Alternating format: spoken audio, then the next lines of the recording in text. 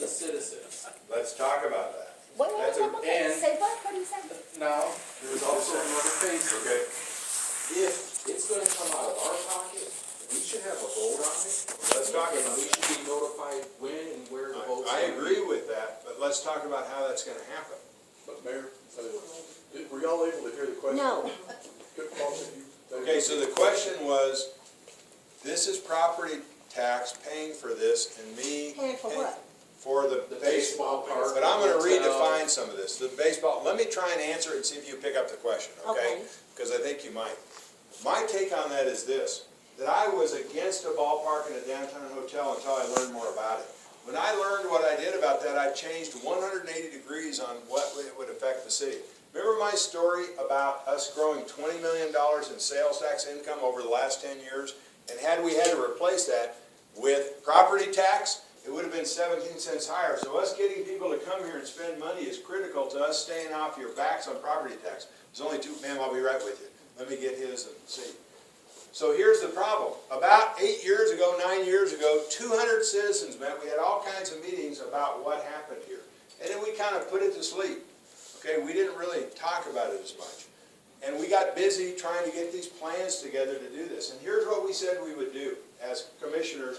I've been elected twice, and each time, people that were elected said this: we will not raise your taxes to do these three projects. Once those are done, we decide to fix the Civic Center, which would not be supportable without those three done. We have to expand it. What I learned when I served on the Convention and Visitors Bureau is this. That turned me around. I thought baseball park, that's stupid. The only thing stupider is a hotel. I argued that in meetings, and they said, no, you need to learn. So here's what I learned. Convention and Visitors Bureau said, here's a list of about 300 conventions that we can't even put an application in for. And here's why. Because the first item on the list is, in the first group is, do you have a 175-room guaranteed hotel rooms within a block of the Civic Center? No. Throw that one in the trash can. You can't even apply.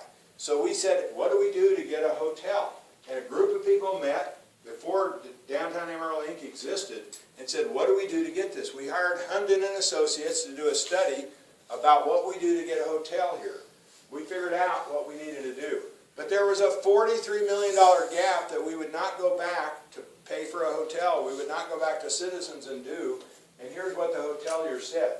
We did what's called a request for qualification. We sent it out to the 8 best hoteliers in the country. We then picked the 4 best, that all of them responded, and said we could do this hotel. Then we sent it out to the 4, a request for proposal. And we said, build us this hotel. 300 rooms, 250 rooms, somewhere in there is what we thought then. But you got to guarantee 175 rooms because the conventioneers want an administrative hotel. It might be a convention of 3,000 people or 2,000 or 1,000, but they want an administrative hotel within a block of the Civic Center or they won't come here. They won't even consider us for a convention. So they said, we've got to have that convention hotel within a block. We sent it out to these people, and 2 of the best proposers, 2 of the best hoteliers said, we can't make it work financially after about 2 months. The third one told us they had questions, and we said, we're going to withdraw this. And here's what they all told us. Every one of those 8 would have told us the same thing. They said, we can't sustain our hotel on just convention business unless you expand the footprint of the Civic Center. And we said, well, we were thinking about rebuilding. I said, don't do that. It doesn't add any nights in our hotel rooms. They said, expand the footprint of your Civic Center and provide us an outdoor event center. I.e., everybody calls it a baseball park, but here it isn't a baseball park. Let me explain why. It's 57 nights of ball games a year. Now, how many nights are there in a year? 365. Okay, so 58. Take that off of there. Now, it's 150 nights of other events. What kind of other events? Well, with artificial turf and a pad on top, we could have a concert there, or a stage show, or a ballet, or mud wrestling. I don't care what it is. Okay, and we could put a stage out in center field, and even though it's a 4,000 to 5,000 stadium seats, we could put 10,000 to 11,000 seats around this stage and sell tickets to that deal. And there are people that said, yeah, we want in on that. We can make that profitable. Now, I can't, but there's experts in this field around this country that have talked to us and said that would work. So here's what it is again. It's 57 nights of ball games, 150 nights of other events. That's 200 nights, right? And then a few people said, well, you can't do that in Amarillo, the weather's terrible. So how many bad weather nights do we have a year out of 365? 35. Yeah, so we got 150 nights left where we can have bad weather. You couldn't make that much bad weather in Amarillo. Wind doesn't count, because wind doesn't count in Amarillo. The Weather Bureau doesn't have to register the wind until it's over 15 knots here. You know that? Now, yes. Did you maybe want to mention the water recovery? Yes, that's what I'm getting to. So here's how we fund this. Let's talk about how we're funding this. So the hotel's being paid for by a guy coming into town that put $13 million into the Marriott. It's getting an 89% occupancy. He says, I want another hotel in your town. This is unbelievable. He was expected by Marriott to get a 70% occupancy by now, and he's getting 89%. It's basically full every night, and it's the highest priced hotel in town. And he came to us, he says, I want to build your other hotel. And so now what he's doing is he's spending $45 million of their money. They sold 30 hotels, very successful around the country, and he's building a hotel on our property. And when he's done, guess who owns it? Guess who paid for it? Not us, not you, he did. So he's putting $45 million into your city, outside investment that nobody could get because he sees the opportunity here, but he will not do it without an outdoor event center to expand the use of the Civic Center and get more of those conventions here.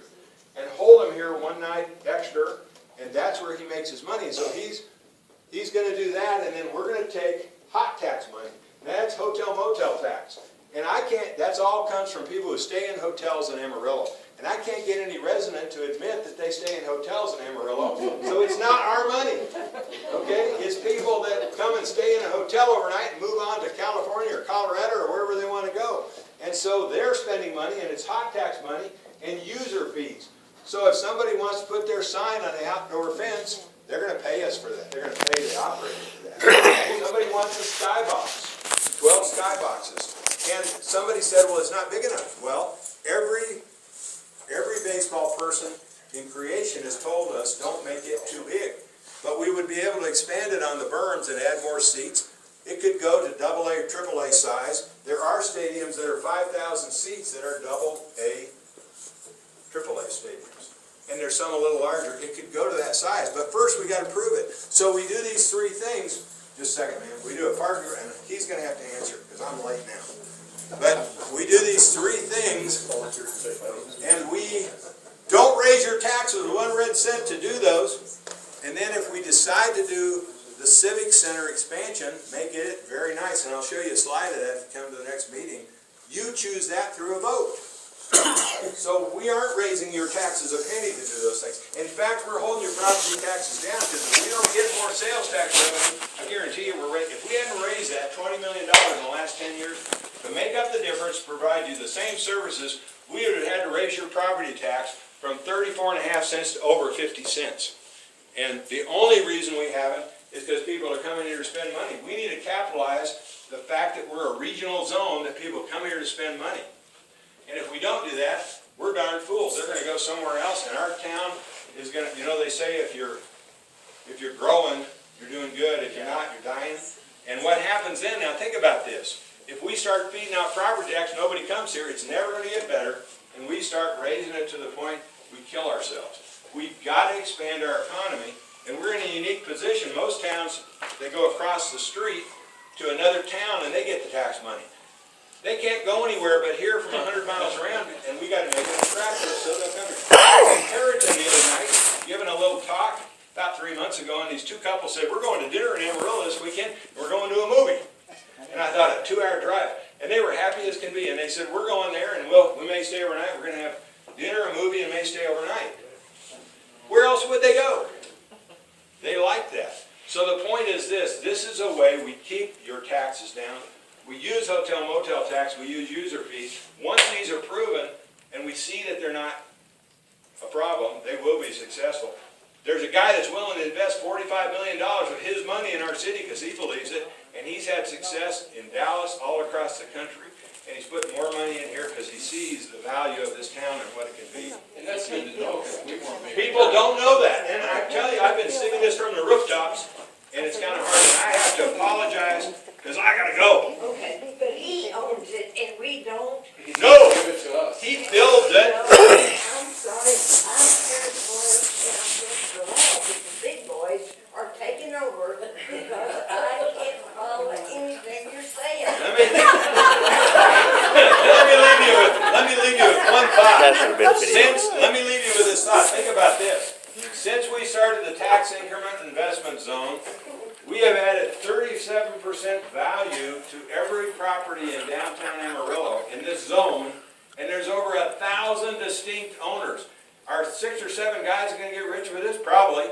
But another 994 people are gonna get rich too because their property's going up too. It's not a few people. There's over 1,000 distinct owners in the tax increment reinvestment zone that we've got. The state government approved that, the Attorney General, and boy, is it working. Nothing's raised our values except that.